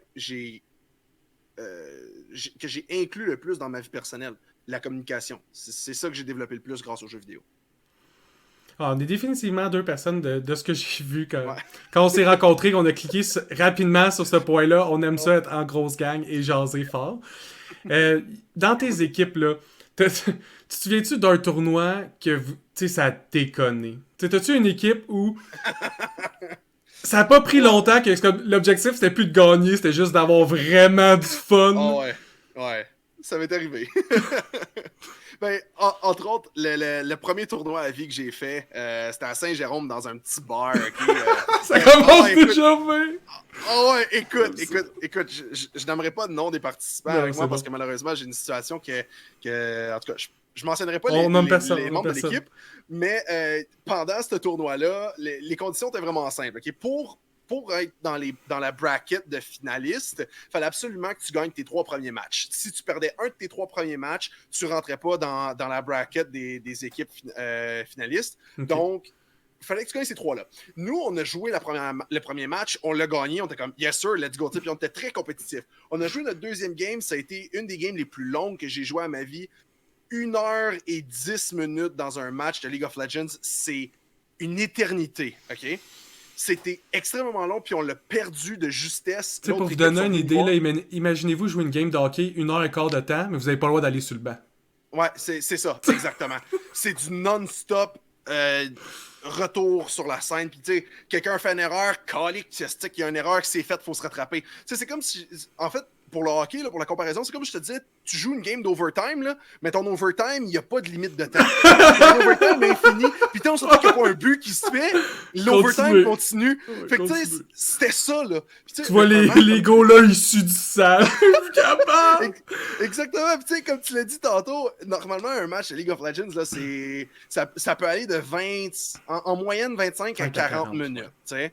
Puis 1h15, là, c'est long. Fait que quand on a fini notre match, toutes les autres équipes attendaient après nous autres parce qu'il y avait plein d'équipes qui avaient déjà fini leur 3e match. Nous autres, on venait de finir le 2e. On est allés se voir, puis on s'est serré la main, puis on n'avait plus l'énergie. Là, on est comme, garde, on vient de perdre notre 2e match, le 3e, qu'on le gagne ou qu'on le perde, on peut rien faire. Fait qu'on a dit, garde, on va avoir du fun, estique. Qu'est-ce qu'on pourrait jouer qui pourrait être drôle, qui va nous divertir en même temps, mais qui peut quand même nous faire gagner? Ben, on a joué quelque chose que personne n'avait vu sur la scène pendant le tournoi. Puis tu sais, comme j'ai dit, on a eu un match qui était extrêmement long. Donc le 3e, on était dernier. On était sur un gros écran où tout le monde qui était dans le bar nous regardait jouer. Le monde nous regardait, là, ça riait dans le bar. Dans le Chem Select, le monde est déjà crampé. Ah oui, exactement. Puis pour ceux qui écoutent qui vont écouter ton podcast, je vais juste mentionner c'était quoi. À l'époque, un des personnages qui est Rengar pouvait se jouer avec du AP, Ability Power. Normalement, Rengar, c'est attack damage, c'est AD. Mais là, tu peux jouer AP. Mais son ultimate, son habilité la plus forte, le rend invisible et va sauter sur la proie, sauter sur quelqu'un pour le tuer. Il y a un autre champion qui s'appelle Shen qui, lui, va défendre quelqu'un et se téléporter sur son allié à la fin du channeling. Nous, on allait avec Rengar qui est full AP, qui saute sur quelqu'un, qui one-shotait parce qu'il réussissait à tuer quelqu'un d'un coup. Et en plus de ça, quand il apparaissait, t'avais un autre gars qui est normalement pas invisible qui apparaît dessus. Donc, c'était Delivery Express. Ah ouais, c'est ça, c'est un Delivery Express. Puis cette méta-là, le monde ne la comprenait pas parce que t'avais le point de vue de l'équipe adverse qui est comme « Ah, c'est 5 contre 3, on est en train de gagner le combat. » Puis là, t'en as juste 2 qui arrivent comme un train wreck sur le bord puis qui viennent changer la teamfight au grand complet. Le monde capotait, c'était drôle. Mais tu sais, ça, c'est le plus toute la game. Ah! Nous, on avait du fun, on a fini par gagner le match au final, puis on était comme, écoute, l'autre équipe sont venus nous voir, puis ils étaient dans la même situation que nous autres, eux autres aussi, ils étaient en 1-1, ils avaient perdu un match, fait que tu sais, ils jouaient pour le fun, mais on a tellement ri, puis ça, c'est justement là que j'ai accroché le plus à l'image e-sports des jeux vidéo, parce qu'après les 2 matchs qu'on a joués, là, j'ai serré la main à du monde, j'ai jasé avec du monde, on est resté là pendant 3 heures après, on a démonté notre stock, on est allé ranger ça dans les chars, puis on est revenu, écoute, la soirée qu'on a passée, l'événement en tant que tel, a tellement été nourrissant et il y a encore du monde aujourd'hui à ce jour, genre 7 ans plus tard, avec qui je parle encore que j'ai connu à cette soirée-là. C'est incroyable le nombre de connexions que tu peux avoir, puis c'est là que j'ai développé mon amour pour l'aspect compétitif des jeux vidéo. Ouais, je pense que quelque chose qui fait hook beaucoup de gens dans l'aspect compétitif, c'est quand, après avoir mis beaucoup d'efforts, t'as un moment où tu retournes à « Ah oui, c'est un jeu, puis j'ai du fun à le jouer. » Exact. Ouais. Je pense que c'est le même pour les athlètes sportifs. Je suis en train de courir, puis c'est le moment d'illumination de « Hey, je suis juste en train de courir. » Ouais, exact. C'est cool. Ça, c'est majeur aussi. C'est majeur pour... surtout pour les équipes qui vont dans les tournois mondiaux et des trucs de genre, savoir apprécier le jeu pour le jeu et non pas juste pour l'aspect compétitif est crucial. Parce que sinon, après ça, quelqu'un qui... C'est ça, c'est un tout, parce que quelqu'un après ça qui a réussi à accomplir certains trucs dans sa vie puis qui est sur un niveau compétitif et qui fait juste jouer au jeu pour être compétitif, mais qui n'a pas de fun à y jouer, t'as plus la drive qui te mène à essayer de continuer de t'améliorer puis toujours aller plus loin. C'est là que le monde commence à régresser, t'apprends plus. Le faire pour le faire. Là. C'est ça, le faire pour le faire, exactement. Non, ça, c'est pas optimal du tout. Mm-hmm. Fait qu'il faut faire attention à ça. Dans le hook, en parlant de hook, ce qui hook au jeu, tu sais, t'as parlé de ce qui te hook dans le compétitif, mais qu'est-ce qui te hook dans le gaming en général? Tu te souviens-tu, c'est quoi, soit le premier jeu ou le premier moment que tu as fait « Ok, ouais, le gaming, j'aime ça. » Honnêtement, ça remonte à loin. Moi, depuis que je suis tout petit, depuis que je suis jeune, les jeux vidéo ont toujours été dans mon entourage. Principalement sur ordinateur, sur PC. J'ai connu quelques consoles dans ma vie, mais c'était pas ce qui m'accrochait le plus. Ce que j'aimais beaucoup des ordinateurs, c'est quand j'étais très jeune, je travaillais. Je faisais du bénévolat pour quelque chose qu'on appelle le centre. Le centre, c'était littéralement comme ça que ça s'appelait. Il y avait plein d'ordinateurs dans la pièce et on jouait à des jeux vidéo. Puis ce que j'aimais de ça, c'est que ça rassemblait. Ça rassemblait du monde à.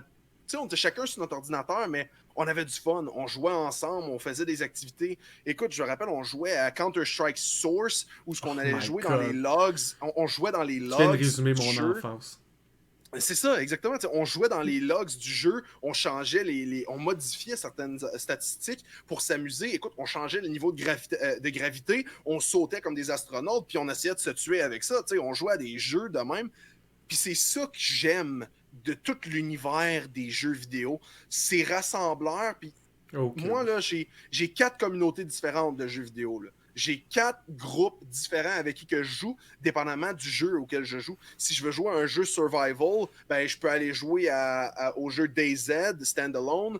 Si je veux jouer à un jeu plus médiéval, grind, qui est aussi du survival, ben, j'ai un autre groupe aussi. Si je veux jouer pour des FPS, j'ai un serveur aussi avec un autre groupe de monde différent. Puis là, j'ai mon groupe de League of Legends aussi. Tu sais, il y a plein de monde. Puis ça te permet de créer des connexions. Puis éventuellement, peut-être que dans mon groupe de FPS, il y en a un qui va me dire « Hey, ça me tente de jouer à League avec vous autres. » Je vais l'intégrer, puis il va peut-être faire des nouvelles rencontres, lui aussi, rencontrer du nouveau monde. Ton clan d'FPS, c'est TTV, je pense, là, le nom du clan? Non, TTV, c'est juste un abréviatif pour Twitch TV, là, parce que je suis streamer et tout ça. Donc, ok, tu utilises... pour que le monde y aille voir sur Twitch plus rapidement, tu utilises TTV. C'est ça, exactement. Je veux pas faire de promotion là, ou quoi que ce soit sur ton podcast. Non, mais non, t'es là pour ça aussi. Là. Hey, moi, je t'ai nommé au début. Moi, je vous invite tous à aller le voir. Cargold, il a dit, il joue à des FPS, il analyse des jeux, il connaît son shit, il est fort, il communique bien. Vous voulez aller le regarder, là? Mais c'est ça, TTV, c'est un acronyme qui est très reconnu aussi sur les jeux vidéo en général, où ce que le monde sont comme TTV, Twitch TV, ça veut dire que le gars c'est un live streamer, fait que le monde, des fois le monde voit TTV dans le nom de quelqu'un, puis sont mais comme tellement jamais ça, moi. Moi, je suis le genre de gars que le monde soit comme, c'est pas un podcasteur. Ben, c'est qu'il n'y a pas d'acronyme pour podcast. Mais non, c'est ça. Il y a eu beaucoup de memes aussi et de jokes qui ont tourné autour de TTV. Donc, en tout cas, c'est ça. Moi, je l'ai. J'avais vu ça passer dans ton nom. Je me demandais si c'était un nom de clan. Ou parce que je sais qu'il y a beaucoup de teams qui essaient d'avoir des abréviations de 3 lettres des fois. Ouais, c'est vrai. Je dirais, personnellement, j'en mets plus, simplement, comme j'ai dit, parce que je participe à différents aspects du gaming. Écoute, en ce moment, je vais donner un exemple. Là, si j'avais à mentionner les acronymes que j'ai pour mes différentes équipes, en ce moment, j'ai CDN pour Canadian, parce que je joue avec du monde sur Canadian Gaming. Okay. Sinon, pour League of Legends, c'est TWS pour The Warthog Synergy. J'ai EE aussi, qui est pour Eclipse Esport. J'ai plein d'équipes différentes avec qui je participais. Que je peux pas toutes les mettre. Je peux pas toutes représenter ces groupes-là différemment. Majoritairement des Canadiens puis des Québécois, ou tu as certains groupes qui sont aussi américains? Non, j'ai des groupes américains aussi. Là, c'est juste ça donne que ces derniers temps, je joue principalement avec des Canadiens et des Québécois, mais non, il y a un autre groupe. On n'est pas un clan ou une équipe en tant que tel, mais quand je joue à Escape from Tarkov, comme exemple, j'ai un serveur qui s'appelle The Club, puis c'est CLB, notre groupe, mais on ne l'écrit pas nulle part, mais on s'appelle tout The Club. On joue avec The Club, on va se rejoindre là, puis hey, y a quelqu'un qui joue à soir, nice. Eux autres, la plupart, c'est des Américains. On a même des Européens. Il y a un gars from the UK, genre. Il y a du monde de partout sur ce serveur-là. Moi, c'est ce que j'avais le plus aimé du gaming, surtout Maintenant, il y en a moins parce que tu as des serveurs un peu plus allocated parce que tu veux pas laguer des jeux. En même temps, ça, je suis 100% pour, là. Mais dans le temps qu'il y avait juste des serveurs uniques, souvent, tu avais l'opportunité de découvrir des joueurs de partout. Puis j'ai eu la chance sur des alpha testing de jeux ou dans des scènes compétitifs de MOBA un peu underground d'avoir fait des connaissances avec des joueurs européens incroyables. Autant de personnalités que de talents que j'aurais jamais rencontré dans la vie normalement, là. D'aucune façon. Ben, c'est ça, c'est là, c'est un peu le lien que j'apportais plus tôt quand je disais qu'en jouant à des jeux vidéo, tu peux rencontrer du monde un peu partout. Je veux dire, je vais juste nommer du monde. Je regarde Escape from Tarkov en ce moment qui est extrêmement populaire pour le multinational gaming. Il y a un live streamer que je regarde beaucoup, du nom de Pestilly, qui lui, en ce moment, il était en Europe et il est retourné en Australie. Donc, en ce moment, il est en Australie, mais il joue avec des Européens, il joue avec des Américains, il joue avec différents mondes de partout à travers la planète. Donc, le gaming nous permet de créer des liens. C'est peut-être pas aussi facile qu'avant, où justement les serveurs c'était un pour la Terre entière, mais... On le fait autrement. On le fait sur les Discord, on le fait sur les sites de discussion, puis... C'est ça, exactement. Tout le monde discute du méta ensemble partout sur la planète. De tous les jeux. Exactement. Puis en même temps, je veux dire... certains jeux où quand tu as des serveurs privés, exemple, sur un jeu, même si la latence, le ping est un petit peu plus élevé parce que, je sais pas, tu es en Europe puis tu veux jouer sur un serveur américain, l'accès est quand même disponible. Tu sais que tu vas avoir une petite latence, mais l'accès est encore là. Puis peut-être que pendant la nuit, en Europe, il n'y a pas assez de joueurs. Fait que tu décides de jouer parce qu'en Amérique, il y a plus de monde. Fait que là, tu es comme, je vais aller faire un tour sur ce serveur-là aussi. T'sais. Parce qu'on a tout fait. On a tout fait. Il est 3h du matin, je suis plus capable d'avoir une game dans mon jeu. On va changer le serveur en Europe. Exactement. Je veux dire, n'importe quel gamer intense, mais qui game sur un bon average, là, a déjà fait ça dans sa vie à quelque part. Là. C'est définitif. Okay. Avant de terminer, là, je voulais juste qu'on parle d'un autre aspect du pro gaming, parce que moi, c'est un aspect qui me fait rire, ok? C'est le side... J'appelle ça le side bitch game, ok? C'est le jeu que tu vas pas parler à aucun de tes amis, que ton stream sait que tu joues entre tes games de loading. Il y en a pas de mention à personne, là. Non. Toi, c'est quoi ton outloading game? Oh my god. Attends une minute. Oh, aïe, aïe. Écoute, j'en ai plusieurs. Du moment. Du moment, ce serait Minecraft. Je te dirais que parce que c'est tellement facile. Tu login, c'est ça. Tu login, t'attends, tu fais ça on the side, puis ok. Je vais rant un petit peu, là. Mais Minecraft, c'est le meilleur, mais c'est le pire en même temps. Parce que t'es en train de jouer, tu fais tes trucs, là, paf, la game commence. Je vais prendre League of Legends comme exemple encore. Quand faut que tu as le accept button pour join la game, mais quand tu veux cliquer dessus, faut que tu quittes Minecraft, mais League va apparaître par-dessus ton jeu. Et tu peux pas cliquer parce que ton curseur il est encore connecté sur Minecraft, mais tu vois rien. Fait que là, faut que tu fasses escape, faut que tu aies accepté, faut que tu alt-tab pour retourner sur Minecraft, puis continuer ta passe. Mais là, si tu te retrouves avec des mobs autour de toi dans Minecraft, t'as des monstres qui t'attaquent, puis t'as ça qui t'arrive pendant que t'attends pour League, you're fucked. Et tu sais... Minecraft, en ce moment, c'est le principal que j'ai. Mais écoute, il y en a plein d'autres que j'ai connus. Là. Il y a surtout des jeux qu'on appelle les idle games, là, que t'as pas besoin de rien faire, que ça va juste continuer tout seul. Puis des fois, t'agis un peu, puis si tu leur laisses continuer. Ça, j'en ai connu. Là. Hero Clickers, des... Ma copine, c'est une pro gamer de ces jeux-là. Ouais, ben... ouais, non, tu dis, comment tu peux devenir pro à des jeux de ferme? Ça se peut. Elle va savoir exactement c'est quoi la structure qu'il faut avoir parfaite pour optimiser ta journée. Gestion du temps là, optimale. Si t'es pro pour gérer ton temps, là, ces jeux-là sont pour toi. Mais comme tu l'as dit, la gestion du temps est encore mise à l'épreuve dans des jeux comme ça. Peu importe le jeu que tu joues, il y a un aspect, il y a quelque chose que ça va t'apporter. Moi, j'en ai connu des affaires. Justement, tu dis des jeux de farming. Écoute, des jeux de farming, je peux t'en nommer, là. Savoir que tu as un tel nombre, tu sais, pour optimiser ton temps, il m'en faut pas plus que ça, minimum ça. J'ai assez de ressources pour faire ça. Ça me coûte tel prix, j'optimise mon cash, je peux vendre ça. J'ai juste une telle quantité que je peux vendre, donc je peux faire 3 batchs. Ça finit plus, là. Il y en a plein. Je trouve ça vraiment passionnant, cet aspect-là, la vie en général. Fait que pouvoir l'appliquer autant dans les jeux vidéo, je trouve ça fou. Moi, je vais vous dévoiler c'est quoi mon side game du moment. Ça s'appelle Solitarica. C'est un jeu de solitaire booster ses stéroïdes dans un RPG. OK. T'as le tableau de solitaire, fait que t'as les cartes affichées avec les stacks en arrière, puis t'as une carte pour attaquer, qui est, mettons, la carte qu'il faut que t'enlèves, soit up ou down du stack de solitaire. Mais tu choisis ta classe, puis t'as des spells. Puis t'as un shot. Tu peux changer tes spells. Fait que, mettons, moi, il y a un bonhomme que j'adore dans ce jeu-là qui s'appelle le Rogue. Ben, son skill de voleur de base, lui, c'est de... J'ai un de ses skills pour peu de mana, tu peux changer la carte du dessus de mon deck. Fait que si je stocke dans ma game de solitaire, ben là, je flippe un autre carte, puis là, je peux continuer à jouer.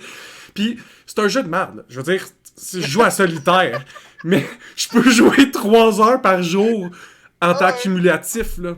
Facile. Ouais, juste parce que tu joues entre-temps entre les activités que tu fais ou les autres jeux auxquels tu participes. Ouais. Continuez à en faire, s'il vous plaît. On a besoin de plus de ces jeux-là. J'ai besoin de 2 de ces jeux-là par mois. OK? Parce que dans 2 semaines, j'en ai un autre. Je vais m'en faire un autre. Yeah. Non, c'est vrai que c'est le fun. Tu sais, à un certain point, ça revient un peu à quand tu disais plutôt là, prendre une pause, prendre un break d'un jeu principal auquel on joue. Ça peut être ces petits jeux-là aussi, tu sais. T'es comme, je pense que je vais prendre un petit 15 minutes, là, ça me tente pas de jouer au jeu parce que je veux genre décompresser. Lâche ton petit jeu, ton jeu que tu jouais pour aller sur ton petit jeu on the side que t'as. Exact. Focus là-dessus, tu vas changer tes idées, puis you're good to go for another one. Tu sais, comme tu disais aussi, même dans ces petits jeux-là, t'es capable de voir comment avoir des évolutions personnelles. Ouais. Même dans des mini-jeux qui semblent complètement banals. Puis aussi, c'est dans ces mini-jeux-là que tu vas être capable de réaliser que, crime, ce que tu es en train d'apprendre dans ton autre jeu que tu aimes vraiment, là, tu peux l'appliquer à d'autres jeux. Puis des stratégies, là, même des stratégies d'un jeu que dans ta tête, il y a 99,8% de jeux qui ne s'appliquent pas à ton autre jeu. Mais ce 0,02%-là, ça peut juste t'aider. Ça ne va jamais te nourrir, là. Ouais. Moi, j'étais un énorme joueur de MOBA, moi aussi. J'ai mis toute mon adolescence, la fin de mon adolescence, début de vie adulte dans les MOBA. Des jeux comme Infinite Crisis, MXM, que de la début à leur mort, j'ai joué tous les jours, 10 heures par jour. Puis maintenant, je joue presque plus à des MOBA, justement, un peu par peur de retomber à mettre 80 heures là-dedans. Mais tout ce que j'ai appris dans l'ordre tactique, dans comment me déplacer, l'ordre du rôle, la position, c'est quoi les push, les comebacks, le concept d'échange, tout ça, ça existe dans tous les jeux où tu vas avoir d'autres players. Tu joues à un jeu de gun ou tu joues à un RTS, la map, c'est une map. Tu joues dans un endroit fixe qui est délimité. Est-ce que tu prends le temps de l'analyser, ta map? Est-ce que tu prends le temps d'analyser le dégât de l'arme que tu as? Est-ce que tu prends le temps d'analyser, mettons, que bouger... ça t'enlève ta chance de toucher des balles, puis est-ce que ça vaut la peine versus... C'est tout ça, faut que tu l'analyses. Ouais. Puis je pense qu'à se développer au travers de la gaming, on va avoir une communauté qui est plus apte à être ouverte d'esprit. Puis il y a beaucoup de gens qui se demandent pourquoi notre génération semble plus ouverte d'esprit. Puis je pense qu'au-delà de juste avoir vécu entouré de plus de diversité, parce que oui, ça l'aide, c'est indéniable, les jeux vidéo nous rendent plus ouverts d'esprit. Puis ça, c'est sûr. C'est sûr. Si t'es capable de prendre des connaissances d'un jeu A, les apporter dans un jeu B, ben t'es capable de comprendre que quelque chose dans un contexte A est valable dans un contexte B. Puis que si la personne t'a trouvé nice, puis là, soudainement, je sais pas, elle a une opinion politique ou un choix sur sa vie qui te plaît moins, ben c'est encore la personne que t'aimais dans A. Parce que si la mécanique que t'aimais dans le jeu A, t'aimes les FPS, ben bonne chance que si t'aimes COD, t'aimes Battlefield. Puis si t'aimes Battlefield, t'aimes Tarkov. Puis si t'aimes Tarkov, t'aimes PUBG. T'aimes ça tirer sur du monde, la mécanique de tirer sur du monde, puis t'aimer. Puis je vais t'apprendre de quoi, si t'aimes ça aimer, il y a de fortes chances que t'aimes Ozu, qui est un jeu de rhythm game, de cliquer sur des nombres au rythme. Parce que c'est ça la mécanique de base. Puis je vais briser un peu en disant que cette mécanique de base-là, c'est Duck Hunt. Puis ça fait 20 ans qu'on joue tout à Duck Hunt avec d'autres graphiques. Ouais, exact. C'est tout ce qu'on fait, guys! Puis écoute, tu viens de mentionner Ozu, peu importe comment on le prononce. Ozu, ça a été le premier que je prenais comme ma bitch game quand je jouais à la Ligue des premiers temps. Parce que, écoute, le time reaction que tu as besoin pour ce jeu-là, là, c'est dans tous les jeux. La plupart, je dis tout, pareil. La plupart des jeux, là, faut que tu aies des réflexes, faut que tu aies des jeux. Puis le muscle memory de savoir bouger ta souris exactement au bon endroit, au bon moment, là, oh, wow, c'est tellement. C'est tellement quelque chose qui est tough à perfectionner, là. Ouais, les jeux d'FPS, je vous conseille Ozu ou des aimbot, évidemment, là, des jeux qui sont faits pour ça. Sinon, Ozu. Puis si vous voulez apprendre à jouer à des MMORPG, DDR Revolution. Apprenez juste à que vos doigts bougent sur le keyboard exactement où vous voulez. Là, ils vont bouger sur vos skills où vous voulez. Ça a l'air stupide, puis ça revient à faire d'autres choses. Tu sais, tu commences à avoir une mauvaise série dans ton jeu, va faire d'autres choses, puis concentre-toi sur ton autre jeu, puis tu vas juste revenir meilleur. Parce que si ton autre jeu ça peut être juste le mouvement de la souris est le même, la façon de penser est le même, ou juste à te relaxer dans un meilleur état d'esprit. Retourne-y. Hein? Ah non, je suis bien d'accord avec toi. C'est vrai que ça l'aide beaucoup, ça. On se souhaite toute de la grosse évolution, du bon grind, moins de toxicité.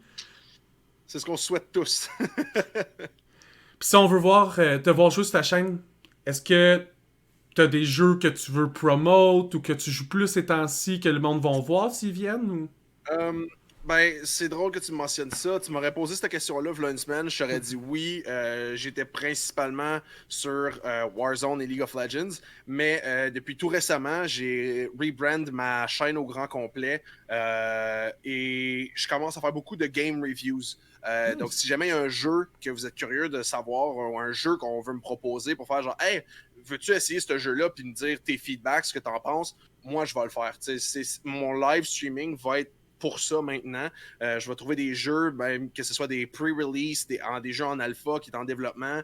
Je vais aller les chercher, je vais me les approprier, puis je vais jouer, passer au travers, puis donner mon feedback purement sur un niveau... autant sur un niveau fun et gameplay de hey, qu'est-ce que j'ai aimé, autant que le niveau développement. Qu'est-ce qu'on pourrait faire de plus? Qu'est-ce qui pourrait être changé? Qu'est-ce qui pourrait être amélioré? C'est ce que je fais depuis mes derniers streams. Là, dernièrement, c'est ça que je fais. Puis écoute, il y a même des fois où quand c'est la pleine lune, je m'amuse à faire le full moon live streaming où ce qu'on fait littéralement rien. On est là à chatter, puis je fais des fucking casse-têtes, ok? La dernière fois, c'est ça que j'ai fait. J'écoutais de la musique relax, puis je faisais un casse-tête, puis j'avais ma caméra qui montrait le casse-tête, puis je faisais le casse-tête en jasant avec le monde qui était sur mon live. Donc, non, je suis vraiment un variety streamer, puis il y a des soirs où qu'on peut me pogner, puis que je suis beaucoup plus compétitif, que je vais jouer, exemple, à Warzone, League ou Tarkov ou des trucs du genre, puis que je vais être vraiment focus, puis je vais jaser avec mes viewers pareil, mais comme qu'on va me voir me donner à 110%. Et peut-être rager aussi, je veux dire, ça m'arrive. Mais il y a des soirs où je suis comme, tu sais, je suis plus relax, ça me tente de faire de quoi de nouveau, différent, donc j'essaie de diversifier mon contenu, là. Ouais, puis Raph aka Cargo, là, je vous le conseille. C'est pas une joke. Si vous aimez mon contenu, là, vous allez aimer son contenu probablement. On a des personnalités assez semblables. Il est peut-être un peu plus loud, un peu plus layback. C'est tout, là. Ouais. Ça va résumer. On est les deux un peu compétitifs, mais on n'en fait plus à temps plein. On aime ça coacher, on aime ça breakdown des choses, varier ces jeux qu'on joue. Puis on joue pas aux mêmes affaires, mais on a le même genre de content. Moi, je vous le dis, vous finissez ici, allez sur sa chaîne, allez le regarder, il est le fun, il est plaisant, vous allez passer un bon moment. Puis merci Raph d'être passé pour elle, j'ai eu vraiment du fun. Ouais, merci à toi, Alex, de m'avoir reçu sur ton podcast. Ça m'a fait un plaisir d'être là aujourd'hui. Puis au plaisir que tu reviennes pour tes breakdowns, on en parlera pendant 1h30, ça va faire plaisir pour toi. Yes, anytime. Ciao, gars. Hey, attention à toi, là.